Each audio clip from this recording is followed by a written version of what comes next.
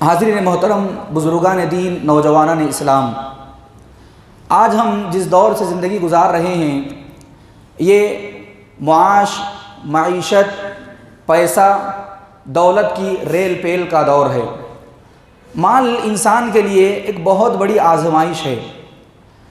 مال دو دھاری تلوار ہے جس سے انسان فائدہ بھی اٹھاتا ہے، نقصان بھی اٹھاتا ہے۔ اس آزمائش میں بہت کم لوگ کامیاب ہو سکتے ہیں۔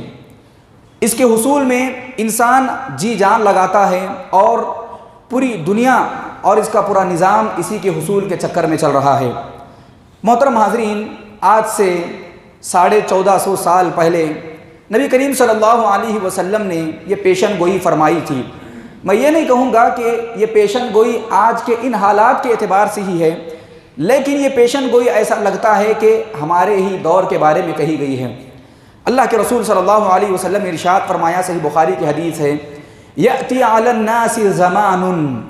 لوگوں کے درمیان میں ایک زمانہ ایسا بھی آئے گا، لا یبالی المرء ما اخذ منہ، کہ آدمی اس بات کی پرواہ نہیں کرے گا کہ وہ کہاں سے مال حاصل کر رہا ہے، کیا وہ حلال حاصل کر رہا ہے، کیا وہ حرام کا مال حاصل کر رہا ہے۔ انسان کو مقصود یہ ہوگا کہ میرا بس گھر چلے، میرے گھر میں بس کھانا پینا چلے، مجھے اچھا لباس ملے، مجھے سہولیات ملے، اور میرے پاس ایک اچھی خاصی موٹی رقم ہو، مال و دولت ہو۔ بس یہ چاہیے کہاں سے آ رہا ہے، کیسے آ رہا ہے، کس کا خون چوسا جا رہا ہے، یہ انسان کو اس بات کی فکر نہیں ہوگی۔ ایک زمانہ ایسا بھی آئے گا۔ محترم حاضرین، ایسے موقع پر، ایسے زمانے میں بحیثیت مسلمان ہمیں یہ بات معلوم ہونی چاہیے کہ شریعت اسلامیہ میں اکل حلال کی کیا فضیلت بیان کی گئی ہے۔ حلال مال کھانا، حلال مال حاصل کرنا، حلال طریقے سے اپنے بیوی بچوں کو کھلانا، اس کی اہمیت کتنی ہے آپ ذرا آنے والے دلائل سے اندازہ لگائیں۔ محترم حاضرین اکرام، رزق کا مسئلہ ہماری تمام جسمانی و مالی عبادتوں سے جڑا ہوا ہے۔ رزق کا مسئلہ ہمارے اخلاق کے ساتھ جڑا ہوا ہے۔ رزق کا مسئلہ ہماری آنے والی نسلوں کے ساتھ جڑا ہوا ہے، یاد رکھیے۔ اور پاکیزہ روزی پاکیزہ معاشرے کو جنم دیتی ہے، پاکیزہ روزی پاکیزہ سوسائٹی کو جنم دیتی ہے، پاکیزہ مال پاکیزہ نسلوں کو جنم دیتے ہیں، یاد رکھیے۔ اور اسی طرح سے شریعت اسلامیہ میں بھی اللہ سبحانہ و تعالیٰ نے اور نبی کریم صلی اللہ علیہ وسلم نے پاک مال کو حاصل کرنے اور پاک مال کھانے کھلانے کی ترغیب دلائی ہے، اور حرام مال کو، ناجائز مال کو، بری طرح سے کمائے ہوئے مال کو کھانے اور کھلانے سے شریعت اسلامیہ سخت ڈانٹتی ہے اور اس کو حرام قرار دیتی ہے۔ محترم حاضرین، دھوکے سے کمایا جانے والا مال، جھوٹ بول کر حاصل کیا جانے والا مال، جس آدمی کے دل میں اللہ کا ڈر نہ ہو، اللہ کا خوف نہ ہو، اسے وہ قطعاً پرواہ نہیں ہوتی کہ وہ مال کیسے کما رہا ہے، کہاں سے مال حاصل کر رہا ہے اور کہاں پر خرچ کر رہا ہے۔ وہ مال جمع کرنے کی خاطر ہر ذریعہ اختیار کرتا ہے، ہر راستے کو اپناتا ہے۔ وہ دیکھتا نہیں ہے کہ میں کس مذہب کو ماننے والا ہوں، کس کی پیروی کرنے والا ہوں، کن تعلیمات کو ماننے والا ہوں، یہاں تک کہ وہ جائز ناجائز تمام طریقوں کو اختیار کرتا ہے۔ چوری، رشوت، لوٹ مار، سود، یتیم کے مال پر قبضہ کرنا، حرام ذرائع سے اجرت کو حاصل کرنا، اسی طرح سے کہانت، گانا بجانا، یا لوگوں کے ناجائز مالوں پر قبضہ کرنا، یا ضرورت سے زیادہ سوال کر کے مال کو حاصل کرنا، یہ تمام وہ ذرائع یاد رکھیے جو عقل حرام پر دلالت کرتے ہیں۔ شریعت اسلامیہ ان تمام چیزوں سے منع فرماتی ہے، اور بحیثیت مسلمان ہمیں زندگی کے ہر موڑ پر ہمیں یہ احساس دلاتی ہے کہ اے لوگو، حلال مال کھاؤ، حلال مال کی طرف آگے بڑھو، اگرچہ کہ 2 لقمے کم کھانا پڑے، اگرچہ کہ ایک رات بھوکا سونا پڑے، لیکن حرام کی طرف ایک قدم بھی آگے نہ بڑھاؤ۔ یہ شریعت اسلامیہ ہمیں تعلیم دیتی ہے۔ محترم حاضرین، آئیے اکل حلال کی شریعت اسلامیہ میں کیا فضیلت ہے اس سے متعلق قرآن و حدیث میں آپ کے سامنے دلائل کو پیش کرتا ہوں۔ سورہ بقرہ میں اللہ سبحانہ و تعالیٰ نے ارشاد فرمایا، یا ایھا الناس، پوری انسانیت سے اللہ نے خطاب فرمایا، صرف مسلمانوں سے نہیں۔ حرام مال، ناجائز مال، برا مال، غلط طریقے سے کمایا ہوا مال ایک کافر کے لیے بھی نقصان دہ ہے۔ آج جتنے بھی لوگ بینکوں سے لون لیتے ہیں، سود کا مال کھاتے ہیں، اس میں کافر بھی یاد رکھیے سب سے زیادہ پریشان نظر آتے ہیں۔ اللہ جو ہمارا خالق ہے، مالک ہے، جو پیدا کرنے والا ہے، اس نے بتایا کہ یہ درست ہے، یہ غلط ہے، تو پھر وہ بات پوری انسانیت کے لیے درست ہوگی اور پوری انسانیت کے لیے نقصان دہ ہوگی۔ آج کافر بھی اس بات کو لے کر کافی پریشان ہے، لون لیتا ہے پھر اس کے اوپر ڈبل چکاتا ہے، سود لیتا ہے اس کے اوپر ڈبل چکاتا ہے۔ اللہ نے یہاں پر پوری انسانیت سے خطاب کرتے ہوئے کہا یا ایھا الناس، اے لوگو، کلوا مما فی الارض حلالا طیبا، اللہ نے تمہارے لیے جس مال کو حلال کیا ہے، اللہ نے جس مال کو تمہارے لیے پاک کیا ہے، اس مال میں سے کھاؤ، ولا تتبعوا خطوات الشیطان، اور شیطانی راستوں کی پیروی نہ کرو، انہ لکم عدو مبین، شیطان بے شک تمہارا کھلا دشمن ہے۔ دیکھیے آیت اللہ سبحانہ وتعالیٰ نے سورہ بقرہ میں جو ارشاد فرمایا کہ یا ایھا الناس کلوا مما فی الارض حلالا طیبا، یہ بات تو بڑی واضح تھی۔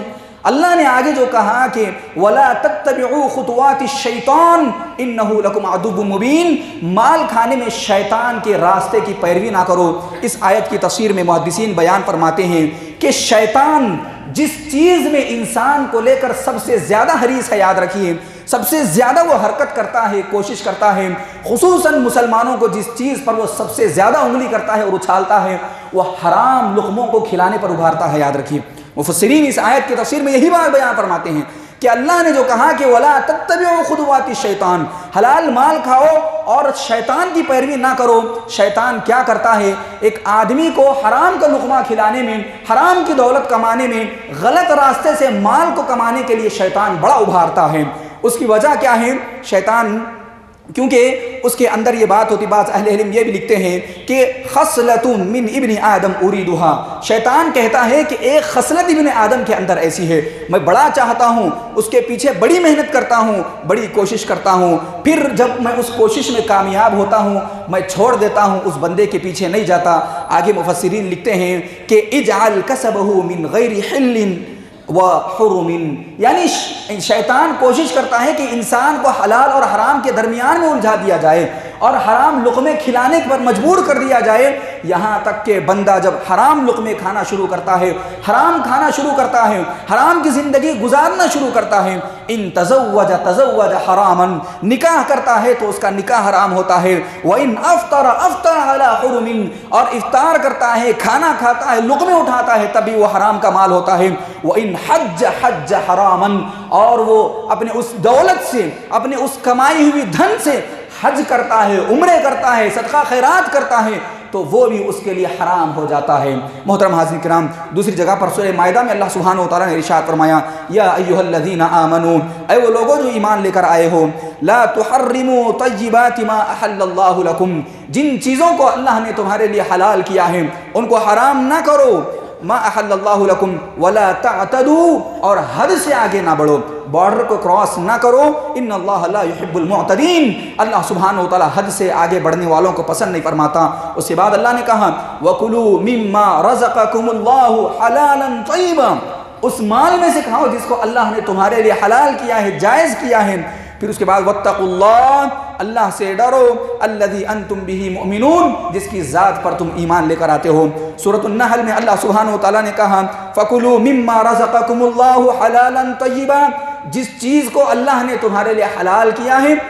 اس میں سے کھاؤ، وَاشْكُرُوا نِعْمَةَ اللَّهِ، اور اللہ کی جتنی نعمت تم پر ہے اس کا شکر ادا کرو، ان کنتم ایاہ تعبدون، اگر تم اللہ سبحانہ وتعالیٰ کی عبادت کرتے ہو۔ سورہ مومنون میں اللہ نے کہا یا ایھا الرسل کلوا من الطیبات، اللہ نے رسولوں کو حکم دیا، اے رسولوں حلال راستوں سے کھاؤ اور حلال طریقوں سے کھاؤ، وَاعْمَلُوا صَالِحًا، اور نیک عمل کرو، انی بما تعملون علیم، جو تم کچھ عمل کرتے ہو، جہاں جہاں تم جا کر اپنی تجارتیں لگاتے ہو اور جو کچھ طریقوں سے تم کماتے ہو، اللہ سبحانہ وتعالیٰ جاننے والا ہے۔ محترم حاضرین کرام، احادیث مبارکہ میں نبی کریم صلی اللہ علیہ وسلم نے حلال مال کو کھانے اور اکل حلال کی فضیلت کے بارے میں کتنا ابھارا ہے۔ دیکھیے اللہ کے رسول صلی اللہ علیہ وسلم کی ایک حدیث آتی ہے، آپ صلی اللہ علیہ وسلم نے ارشاد فرمایا ایھا الناس، اے لوگو، ان اللہ طیب، اللہ کی ذات پاک ہے، لا یقبل الا طیبا، پاکی کے علاوہ اللہ کسی چیز کو قبول نہیں فرماتا ہے، وَإِنَّ اللَّهَ أَمَرَ الْمُؤْمِنِينَ، اللہ مومنوں کو اس بات کا حکم بھی دیتا ہے، بِمَا أَمَرَ بِهِ الْمُرْسَلِينَ، جو اللہ نے انبیاء کو بھی حکم دیا ہے، فقال، اللہ نے کہا قرآن مجید میں یا ایھا الرسل کلوا من الطیبات واعملوا صالحا انی بما تعملون علیم، اے رسولوں تم پاک چیزیں کھاؤ، اللہ سبحانہ و تعالیٰ تمہارے کرنے کو ضرور بضرور جانتا ہے۔ اس کے بعد نبی کریم صلی اللہ علیہ وسلم نے ایک اور آیت تلاوت فرمائی، کہا یا ایھا الذین آمنوا کلوا من طیبات ما رزقناکم ثم ذکر الرجل۔ اب یہاں پر ذرا حدیث کے الفاظ پر غور کریے، حاضرین محترم حدیث کے الفاظ پر غور کریے، یہ سنن ابن ماجہ کی حدیث ہے۔ اللہ کے رسول صلی اللہ علیہ وسلم نے ایک آدمی کا تذکرہ کیا، آدمی کیسا ہے؟ یطیل السفر، اس کا سفر بڑا لمبا ہے، بڑی دور سے سفر کر کے آیا ہے، اشعث اغبر، اس کے بال بکھرے ہوئے ہیں، پرا گندہ ہے، دھول لگی ہوئی ہے، اس کے اوپر جو ہے سفر کے بڑے زبردست آثار نظر آ رہے ہیں، یمد یدی، سفر کی تنگی، گردواری اور اسی طرح سے بالوں کی گندگی اپنے بدن پر سفر کی مجبوری رکھتے ہوئے، اب اللہ کو ایسے بندے پر آپ ذرا تصور کریے کیسے رحم آئے گا۔ کیا کرتا ہے؟ یمد یدیہ الی السماء، اپنے ہاتھوں کو آسمان کی طرف پھیلاتا ہے، کہتا ہے یا ربی یا ربی، اے میرے رب اے میرے رب۔ اللہ کے رسول فرماتے ہیں وَمَطْعَمُهُ حَرَامٌ وَمَشْرَبُهُ حَرَامٌ وَمَلْبَسُهُ حَرَامٌ وَغُذِيَ بِالْحَرَامِ فَإِنَّا يُسْتَجَابُ إِلَيْهِ، اس کا کھانا حرام ہے، اس کا پینا حرام ہے، اس کا اوڑھنا حرام ہے، اس کا چلنا پھرنا حرام ہے، اس کی پوری زندگی حرام میں لطف ہے، اور اللہ کے سامنے ہاتھ اٹھا کر دعا کرتا ہے کہ اے اللہ میں مجبور ہوں، اے اللہ سبحانہ و تعالیٰ میری تکلیفوں کو دور فرما، اے اللہ میری پریشانیوں کو دور فرما۔ فَأَنَّا يُسْتَجَابُ إِلَيْكَ، کیسے اس کی دعا قبول ہو سکتی ہے؟ ایک آدمی حرام کے لقمے اٹھائے، حرام کی زندگی گزارے، اس کا لباس حرام کا ہو، اس کے لقمے حرام کے ہوں، اللہ کے دربار میں آ کر گڑ گڑائے، روئے، اپنی مجبوریاں ظاہر کرے، اللہ کے رسول نے فرمایا ایسے آدمی کی قطعاً دعا قبول نہیں کی جاتی ہے۔ محترم حاضرین، دوسری حدیث میں نبی کریم صلی اللہ علیہ وسلم نے ارشاد فرمایا الاکثرون هم الاسفلون یوم القیامہ، مالدار لوگ، پیسے والے لوگ، دولت جن کے پاس زیادہ ہوتی ہے، قیامت کے دن وہی سب سے زیادہ نچلے درجے میں ہوں گے۔ الا من قال بالمال هكذا وهكذا وكسبه من طیب، سوائے اس آدمی کے جو اپنے مال کو صحیح انداز میں لگاتا ہے اور حلال طریقے سے جو کما کر دولت بناتا ہے، حلال طریقے سے کما کر محنت کے ذریعے سے اپنے ہاتھ کی کمائی، لوگوں کو دھوکہ دیے بغیر، جھوٹ بولے بغیر، لوگوں کی زمینیں ہڑپ کیے بغیر اگر جو آدمی دولت کما کر جمع کرتا ہے اور اپنے پاس حلال طریقے کی دولت رکھتا ہے تو پھر ایسا آدمی اللہ کے پاس اقرب ہوگا اور قریب مانا جائے گا۔ محترم حاضرین، ایک تیسری حدیث دیکھیے صحیح مسلم کی، ذرا آپ اس حدیث پر غور فرمائیں۔ ابو ہریرہ رضی اللہ عنہ فرماتے ہیں کہ نبی کریم صلی اللہ علیہ وسلم نے کہا کہ لا يتصدق احد بتمرۃ من کسب طیبۃ، ایک آدمی اپنے حلال کمائی سے مختصر ہی صحیح کیوں نہ ہو وہ صدقہ کرتا ہے، اپنے حلال کمائی سے اللہ کی راہ میں صدقہ کرتا ہے، ایک کھجور کے برابر ہی صدقہ کرتا ہے، الا اخذہ اللہ بیمینہ، اللہ اس حلال بندے، اس بندہ جو حلال کمائی سے صدقہ کیا ہے، ایک کھجور ہی صدقہ کیا ہے، اس صدقے کو اللہ اپنے دائیں ہاتھ سے لیتا ہے۔ صحیح مسلم کے الفاظ ہیں، اس صدقے کو اللہ اپنے دائیں ہاتھ سے لیتا ہے، فَيُبَرِّهَا كَمَا يُرَبِّي أَحَدُكُمْ فُلُوَّةٌ، اللہ اس کو ایسا بڑا کرتے رہتا ہے جیسے تم میں سے کوئی آدمی اونٹ کے چھوٹے بچوں کو بڑا کرتا ہے اور وہ ایک دن بہت بڑا ہوتا ہے، پھر وہ جب بندہ قیامت کے دن آتا ہے حَتَّى تَكُونُ مِثْلَ الْجَمَلِ أَوْ أَعْظَمَ، یہاں تک کہ وہ جو آدمی حلال کے پیسوں سے ایک کھجور بھی صدقہ کیا تھا اللہ اپنے ہاتھ میں رکھ کر اس کو اتنا بڑا کرتا ہے، اتنا بڑا کرتا ہے، یہاں تک کہ وہ صدقہ پہاڑ سے بھی زیادہ بڑا ہوتا ہے۔ یہاں پر حلال کمائی سے کیا ہوا صدقہ اللہ کے نزدیک بڑا محبوب سمجھا گیا ہے۔ محترم حاضرین کرام، یہ حدیث بھی ہم تمام کو معلوم ہے کہ بڑی مشہور و معروف حدیث ہے۔ نبی کریم صلی اللہ علیہ وسلم نے ارشاد فرمایا قیامت کے دن کسی بھی آدمی کا قدم اس وقت تک آگے نہیں بڑھے گا جب تک کہ وہ 5 چیزوں کا جواب نہ دے دے۔ یاد رکھیے، آپ دنیا میں کچھ بھی کر لیں، کیسے بھی کمائیں، کیسے بھی کھائیں، اللہ کے دربار میں جب کھڑے ہوں گے باری باری کا اور پائی پائی کا، ایک ایک روپیے کا اللہ کے سامنے حساب دینا ہوگا کہ اے اللہ میں نے یہ مال یہاں سے کمایا ہے، میں نے یہ مال یہاں سے حاصل کیا ہے۔ جب ہم دھوکہ دیتے ہیں، جھوٹ بولتے ہیں، خداع کرتے ہیں، لوگوں کا ناجائز انداز میں مال ہڑپ کرتے ہیں، یہاں پر فرشتے ہوتے ہیں جو ایک ایک چیز کو نوٹ کرتے ہیں۔ دنیا میں ہم اپنی طاقت کے بل بوتے پر، اپنی زبان کے بل بوتے پر اور اپنی تمام کی تمام قوت کے بل بوتے پر ایک آدمی کو مجبور کر سکتے ہیں، دبا سکتے ہیں، قیامت کے دن اللہ سبحانہ و تعالیٰ کے پاس یاد رکھیے ایک قدم بھی ہم آگے نہیں بڑھا سکتے۔ حدیث کے الفاظ کیا ہیں؟ نبی کریم صلی اللہ علیہ وسلم فرماتے ہیں حتیٰ یسأل عن خمس، یہاں تک کہ 5 چیزوں کو اس کو پوچھ نہ لیا جائے اور اس کو جواب نہ دے دیں۔ عن عمرہ فیما افنا، اس عمر کے بارے میں جس کو اللہ نے اس کو عطا فرمائی اس نے کہاں پر گنوایا ہے۔ وعن شبابہ فیما ابلا، نوجوانی اس نے کہاں پر گزاری ہے۔ وعن مالہ من این اکتسبہ، اللہ اکبر۔ ذرا غور کریے محترم حاضرین، اللہ سبحانہ و تعالیٰ انسان کی پوری زندگی کا ڈیٹا رکھے گا اور اس کی 60 سالہ 70 سالہ زندگی کے بارے میں اللہ سوال پوچھے گا، یہ جو تو زندگی گزار کر آیا ہے، یہ 60-70 سال جو تو کھایا ہے پیا ہے، اپنے بچوں کو پالا ہے، اپنے بیوی بچوں کی تو نے نگرانی کی ہے، اس مال کے ذریعے سے ان کی تو نے جو حاجات مکمل کی ہیں، وہ کہاں سے کمایا تھا، کہاں سے حاصل کیا تھا، کیا حلال طریقہ تھا، کیا حرام طریقہ تھا، یہاں تک کہ ایک ایک لقمے کا اور ایک ایک پائی کا اللہ سبحانہ و تعالیٰ حساب لے گا۔ وَفِيمَ أَنفَقَهُ، اور تو وہ مال کہاں پر خرچ کیا ہے۔ حضرت محترم، یہ کچھ دلائل تھے عقل حلال کے سلسلے میں۔ ہمارے سلف صالحین رحمہم اللہ اجمعین، نبی کریم صلی اللہ علیہ وسلم، صحابہ کرام بڑے حریص تھے، وہ نہیں چاہتے تھے کہ ان کی اپنے پیٹ میں، ان کے بیوی بچوں کے پیٹ میں یا وہ اپنے گھر میں ایک لقمہ ایک پائی ان کے پاس حرام کا آئے۔ بڑا اہتمام کیا کرتے تھے۔ ہماری زندگیوں میں بھی یہ اہتمام آنا چاہیے، 2 لقمے کم کھائیں، ایک رات بھوکی سو جائیں، ہاں ایک زمین نہ خریدیں اور اسی طرح سے اپنے بچوں کو اعلیٰ اسکول میں نہ پڑھائیں۔ یاد رکھیے یہ زندگی آج ہے، ختم ہونے والی ہے، لیکن اصل زندگی آخرت کی زندگی ہے۔ اس کا خسارہ اگر ایک بندہ اٹھاتا ہے تو پھر وہ سب سے خطرناک خسارہ ہے اور سب سے خطرناک بندے کی وہ ڈیل ہے۔ دیکھیے اللہ کے رسول صلی اللہ علیہ وسلم کے بارے میں آتا ہے، صحیح بخاری کی حدیث ہے، ایک مرتبہ نبی کریم صلی اللہ علیہ وسلم اپنے گھر میں داخل ہوئے، آپ کو بھوک لگی ہوئی تھی، ایک کھجور آپ کے بستر پر پڑا ہوا تھا، ایک کھجور نبی کریم صلی اللہ علیہ وسلم کے بستر پر پڑا ہوا تھا۔ آپ صلی اللہ علیہ وسلم نے اس کو کھانے کا ارادہ کیا، اس کے بعد نبی کریم صلی اللہ علیہ وسلم نے چھوڑ دیا کہ کہیں وہ صدقے کا نہ ہو، صدقہ آل بیت پر جائز نہیں تھا، اسی لیے نبی کریم صلی اللہ علیہ وسلم نے اس مال کو چھوڑ دیا اور آپ صلی اللہ علیہ وسلم نے وہ ایک کھجور کا قطعہ نہیں کھایا۔ حضرت ابو بکر صدیق رضی اللہ عنہ کے بارے میں آتا ہے، مائیں عائشہ فرماتی ہیں کہ نبی کریم حضرت ابو بکر صدیق رضی اللہ عنہ کا ایک غلام تھا، وہ حضرت ابو بکر صدیق اس کو مال دیتے تھے، وہ تجارت کیا کرتا تھا۔ ایک مرتبہ صحیح بخاری کی حدیث ہے کہ وہ کچھ سامان لے کر آیا اور حضرت ابو بکر صدیق کے حق میں پیش کیا، حضرت ابو بکر صدیق رضی اللہ عنہ نے وہ مال کھا لیا۔ اس کے بعد اس نے داستان بیان کی، کہا کہ اے ابو بکر صدیق آپ جانتے ہو کہ مال میں نے کہاں سے لایا ہے؟ تو اس نے بیان کیا کہ میں عہد جاہلیت میں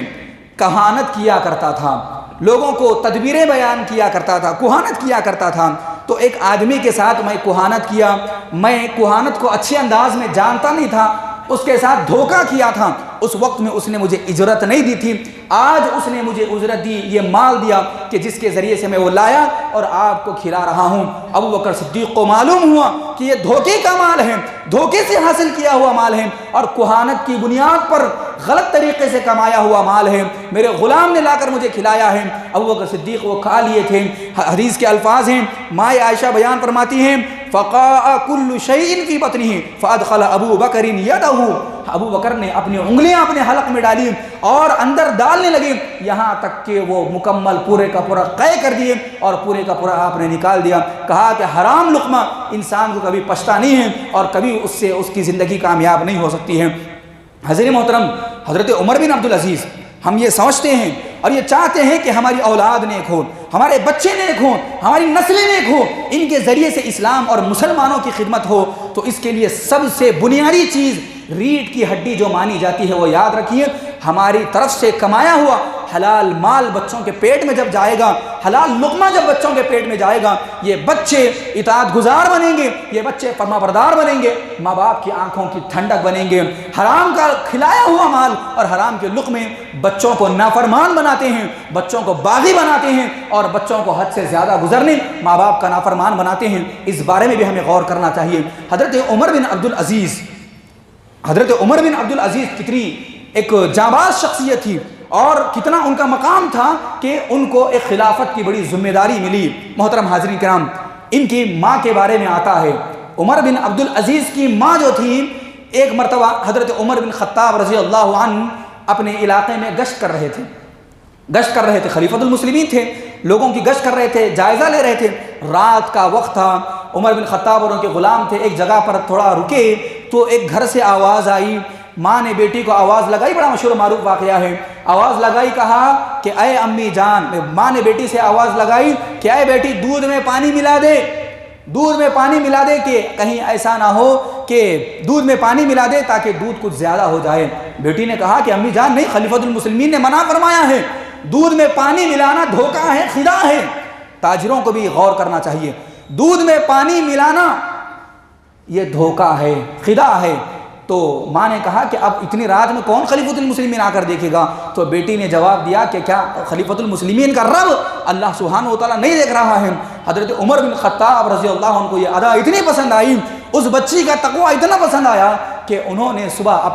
اپنے بیٹے کا نکاح حضرت عمر بن عبدالعزیز رحمہ اللہ کی جو والدہ تھی، جو بچی نے جو گواہی دی، وہاں پر پیش کیا، پھر ان کا نکاح ہوا۔ ان کی کوکھ سے وہ جو صالح ماں تھی، نیک ماں تھی، جو حلال کھانے والی تھی، ان کی کوکھ سے حضرت عمر بن عبدالعزیز رحمہ اللہ وہ اسلام کے اتنے بڑے ایک سپاہی اور ایک اتنے بڑے خلیفہ پیدا ہوئے کہ جن کی داستانیں آج بیان کی جاتی ہیں۔ محترم حاضرین کرام، حضرت عبداللہ بن مبارک کے والد، بڑا مشہور معروف واقعہ ہے، حضرت عبداللہ بن مبارک رحمہ اللہ کے جو والد تھے مبارک، یہ بڑے متقی آدمی تھے، پرہیزگار آدمی تھے، اللہ سے ڈرنے والے آدمی تھے۔ یہ اپنے باغ میں ایک غلامی کیا کرتے تھے، یعنی کام کیا کرتے تھے۔ ان کا مالک آیا ایک مرتبہ، آ کر کہنے لگا کہ اے عبداللہ بن مبارک، میرے کچھ دوست و احباب آئے ہیں، ان کا جو ہے رمان جسے پوموگرینٹ کہتے ہیں، جو آج ہم انار کہتے ہیں، اس کا باغ تھا۔ عبداللہ بن مبارک رحمہ اللہ کے مبارک جو والد تھے، ان کے مالک نے کہا کہ جاؤ کچھ اچھے میٹھے انار لے کر آؤ، میں اپنے دوستوں کو اپنے باغ سے کھلانا چاہتا ہوں، استفادہ کرانا چاہتا ہوں۔ ان کے والد گئے مبارک، جا کر کچھ انار لے کر آئے، پیش کیے، جب کھانے لگے تو کڑوے انار، کھٹے انار پسند نہیں آئے۔ مالک نے بلایا، کہا کہ اے مبارک یہ کیسے انار لائے ہو؟ کیا تمہیں معلوم نہیں ہے کہ مہمان آئے اچھے انار پیش کرنا چاہیے؟ تو پھر وہ دوسری مرتبہ گئے، ذرا دیکھ کر کے پھر دوسری مرتبہ لائے۔ دوسری مرتبہ لانے کے بعد جب پیش کیا گیا تو پھر کھٹے نکلے۔ مالک بلایا، پھر غصہ کرنے لگا کہ تم یہ کیسے انار لائے ہو؟ یہ انار مجھے اچھے نہیں لگے، ہمارے دوست پسند نہیں کر رہے ہیں، کچھ اچھے میٹھے انار لے کر آؤ۔ تیسری مرتبہ گئے، پھر کھٹے نکلے۔ مالک غصے میں کہنے لگا، کیا تمہیں انار کا ذائقہ معلوم نہیں ہے؟ کیا تم چکھتے نہیں ہو، کھاتے نہیں ہو؟ تو مبارک نے، عبداللہ بن مبارک رحمہ اللہ، ان کے والد نے کہا کہ نہیں، میں 15 سال سے آپ کے باغ میں کام کر رہا ہوں، کبھی بھی کسی بھی انار کو میں چکھا نہیں ہوں، اس کا ذائقہ نہیں لیا ہوں، اور مجھے معلوم نہیں ہے کہ انار کیسا ہوتا ہے، کون سا کھٹا ہوتا ہے، کون سا میٹھا ہوتا ہے۔ مالک پریشان کہ اتنا امانت دار اور اتنا حلال کھانے والا آدمی میرے باغ میں ہے۔ اس نے پھر تفتیش کی، ڈھونڈ لوگوں سے پوچھا تو کہا کہ ہاں یہ آدمی بڑا تقوی والا ہے، بڑا اللہ والا ہے، اس آدمی نے کبھی بھی آپ کے باغ سے انار کا ایک دانہ نہیں چکھا ہے۔ اس باپ مبارک کے جب منی سے وہ بچہ عبداللہ بن مبارک پیدا ہوا، جو حدیث کے باب میں سب سے بڑا محدث مانا جاتا ہے۔ یہ عقل حلال کی محترم حاضرین کرام فضیلتیں ہیں۔ اسی طرح سے امام احمد بن حنبل رحمہ اللہ کے پاس ایک بوڑھی عورت آئی، آ کر پوچھنے لگی کہ اے امام احمد بن حنبل، میں ایک مرتبہ رات میں کپڑے گوندھ رہی تھی، کپڑے بنا رہی تھی، تو اچانک حکومت کا ایک قافلہ آیا اور ہمارے گھر کے سامنے رکا، وہاں پر لالٹین تھی، روشنی تھی، میں مناسب سمجھی کہ اب کچھ روشنی ہے، جلدی جلدی سے کپڑے بون لوں۔ اور امام احمد بن حنبل رحمہ اللہ سے پوچھنے لگی، حکومت کی جو روشنی تھی اس روشنی میں نے کچھ کپڑے بن لیے ہیں، اب کیا وہ حکومت کی روشنی جو فراہم کی جاتی ہے، جو آ کر قافلہ رکا ہوا تھا، میں مناسب نہیں سمجھتی، کیا وہ میرے لیے حلال ہے یا حرام ہے؟ تو امام احمد بن حنبل نے کہا کہ نہیں وہ مال تم صدقہ کر دو۔ پھر کئی دنوں کے بعد وہ بوڑھی عورت آئی اور کہنے لگی کہ اے امام احمد بن حنبل، میں رات میں جب کپڑے بنتی ہوں، کپڑے بناتی ہوں تو لالٹین میں بناتی ہوں، جب تیل ختم ہو جاتا ہے تو میں جو ہے چاند کی روشنی میں بناتی ہوں، کیا میرے لیے یہ بات ضروری ہے کہ میں جب کپڑا بیچوں لوگوں کو یہ بتاؤں کہ یہ کپڑا جو ہے اتنا حصہ لالٹین میں یعنی تیل میں جلا کر بنایا گیا ہے، یا پھر آگے کا جو بات کا حصہ ہے وہ اس کی چاند کی روشنی میں بنایا گیا ہے، تاکہ لوگوں کو فرق بتایا جائے۔ امام احمد بن حنبل رحمہ اللہ پریشان ہوئے کہ اتنے تقوی والی اور اتنا حلال کا اہتمام کرنے والی، اتنی وضاحت کرنے والی یہ خاتون کون ہے؟ تو اس خاتون نے بتایا کہ میں بشر الحافی کی بہن ہوں۔ بشر الحافی ایک بہت بڑے عابد زاہد آدمی تھے جو اللہ سے ڈرنے والے تھے۔ محترم حاضرین کرام، ایک 2 سال پہلے ایک قریب کا واقعہ ہے، ایک عرب کے شیخ کسی ریگستان میں گزر رہے تھے، انہوں نے ایک کالے حبشی کو، ایک کالے حبشی غلام کو دیکھا جو بکریاں چرا رہا تھا۔ وہ حبشی غلام اس کو بلایا، کہا کہ مجھے ایک بکری دے دے۔ آپ نے بھی وہ ویڈیو شاید دیکھا ہوگا، یہ ویڈیو ریکارڈ کرایا گیا۔ اس غلام کو بلایا گیا، کہا کہ ایک مجھے بکری دے دو اور اپنے آقا سے کہہ دو کہ بھیڑیے نے کھا لیا ہے، ایک بکری گم ہو گئی ہے۔ تو اس بدوی غلام نے کہا، اس کا ایمان دیکھیے، اللہ کا ڈر اور خوف دیکھیے، اس نے کہا کہ نہیں، میں نہیں دے سکتا۔ شیخ نے کہا کہ میں اس سے دگنی تمہیں قیمت دوں گا اور 3 گنا زیادہ قیمت دوں گا۔ تو اس بدوی نے کہا کہ نہیں، میں نہیں دے سکتا، میں اپنے آقا کو دھوکہ نہیں دے سکتا۔ کہا کہ نہیں دے دو، تو کہا کہ آقا تو نہیں دیکھ رہا ہے۔ اس کالے کلوٹے غلام نے کہا جو کسی کے پاس کام کرتا تھا، آقا تو نہیں، میرا رب تو مجھے دیکھتا ہے، میرا رب تو مجھے جانتا ہے کہ میں کس کو دھوکہ دے رہا ہوں۔ تو یہ بات جیسے ہی اس نے کہی، عرب کی دنیا میں یہ واقعہ بڑا مشہور ہو گیا، اور دیکھتے ہی دیکھتے وہ کالا کلوٹا غلام اتنا مشہور ہوا کہ اس کے اوپر ریالوں کی جو ہے پھر بارش شروع ہوئی، یہاں تک کہ اس کے ایمان کی داستانیں بیان کی جانے لگیں۔ محترم حاضرین کرام، آج کل کے ماحول میں لوگ اکل حلال کے سلسلے میں